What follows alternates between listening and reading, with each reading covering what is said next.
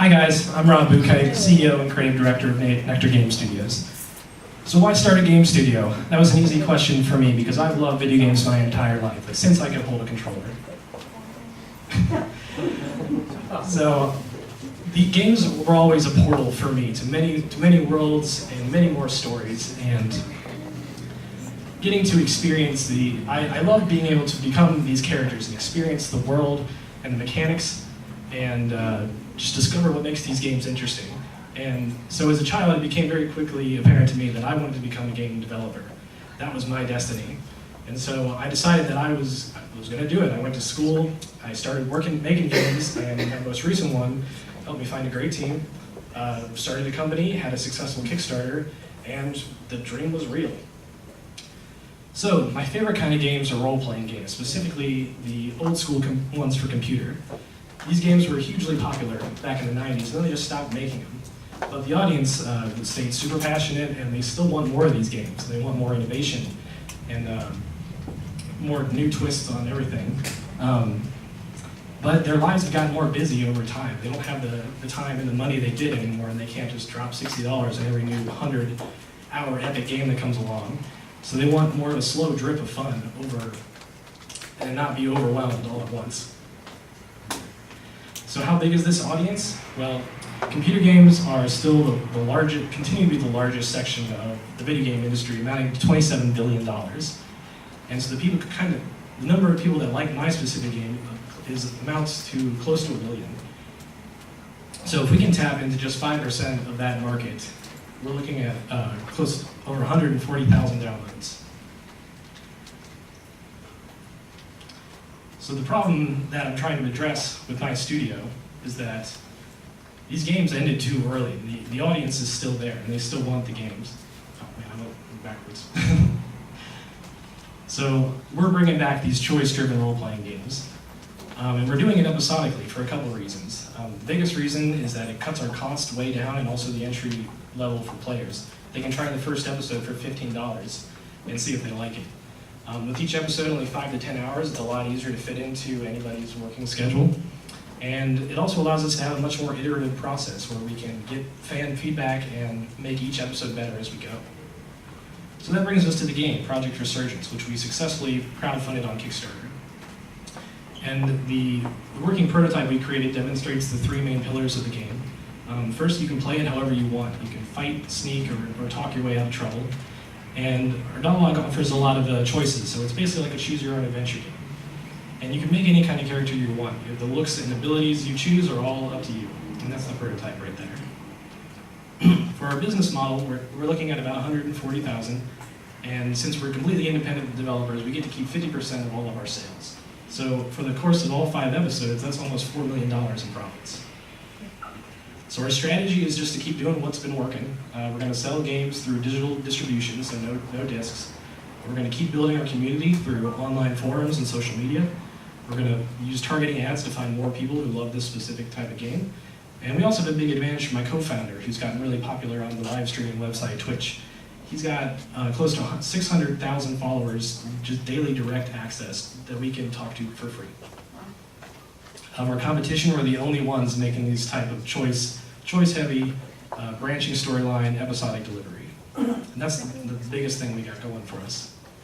So what have we accomplished so far? The Kickstarter was definitely our biggest milestone. We had over 3,000 backers pledge close to $200,000 just to prove that there is demand for this game. We were also greenlit on Steam for within a week, and we created a working prototype with no budget from about 100 people all in their free time. So I was very happy at the end of the Kickstarter. These are some other nice things some of the big guys in the industry are saying about what we're doing. And of course, none of this would have happened without the team, so here's a little more information about myself and my co-founder, as well as our advisors. And here's a couple other key members of our team and some of their past experiences.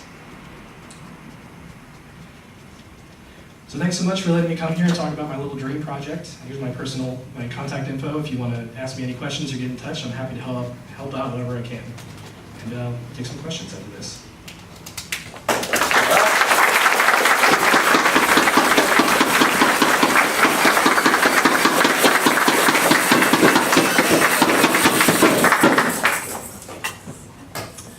is the total development cost of your game, or what do you project it to be? Total development cost is it's a little hard to project. I mean, our budget is, everybody's getting paid minimum wage right now. We were making nothing before.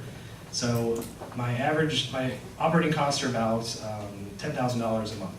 Right now we've got about 170 left, so I can get through 17 months without further investment. We're planning to ship the game in January, so that should be giving us plenty of runway, unless more money comes up. But I plan to have to grow the team and able to put in all the features we want to make the game as good as possible. So it's a little hard for me to estimate beyond that, what we're spending right now. You mentioned that you keep 50% of sales, and then you also mentioned you're on Steam. Why are you getting 50 instead of 70? Well, yeah, Steam takes 30, like right. You're getting at. We also take 5% goes to our engine. We're also losing a little bit more to Wise, which we're using for sound, and I'm also dedicated about 10% to the guys on my team, because they're getting paid so little now. I want to give them a little kickback from the profits of the game. Okay. What engine is it? Unreal? Okay. And what is Wise? It is a middleware audio tool. Basically takes a lot of the headache out of like getting the sound in the game and sounding great. Mm-hmm. And they take a percentage? Yeah, they offer some percentage-based plans where you can use it as much as you want, but they don't get paid until you make money. Okay. And they take off of gross or net? I think gross before you factor in expenses. Okay. Last question. What is, aside from Twitch, which is awesome, what is your marketing plan when the game comes out? So Twitch is a big part, but like I mentioned before, we're going to do a lot of targeted advertisement on like Facebook. Facebook was our biggest thing, where we can find people who like similar games and send ads directly to them. We also have an email campaign from people who signed up in the past and want to like keep up to date with us. So traditional advertising, word of mouth, and continuing to foster these online communities, which being popular on Twitch help us get in there a little easier. Absolutely. Right, thanks. Help me understand, once you release the core game, Yep. the pricing for the episodes and the development costs for the episodes and the frequency. Okay. So how do you sustain the community once you've built it? I think part of that is releasing an episode frequently enough that they don't forget about us. So we're going to be releasing episode 1 in January for $15, and each of the following 4 episodes are going to be $10 each. So hopefully we can, well, we're planning to release every other episode 6 months afterwards. So that'll be 2 a year and get all of them done within 3 years. So Rob, did I understand you correctly in your pitch? This is kind of retro, it's for computers, not necessarily mobile devices? No mobile, no consoles. It's only for PC, Mac, and Linux. What, in your statistic of $28 billion, how much of that are actual, computer games? They're not computer games anymore. They're really mobile games and other things. So how much of that $28 billion is dedicated to Somebody pull that up again? laptop or desktop? So the numbers I showed were just for PC gaming. Like that's not the whole of games industry, like not including console or mobile or anything. So that was just computer games, and that's why I used it to break down what our target audience was based on. So are you fearful at all that your assumption about the new gamers, that they will be patient and let you roll out the episodes as you can develop them?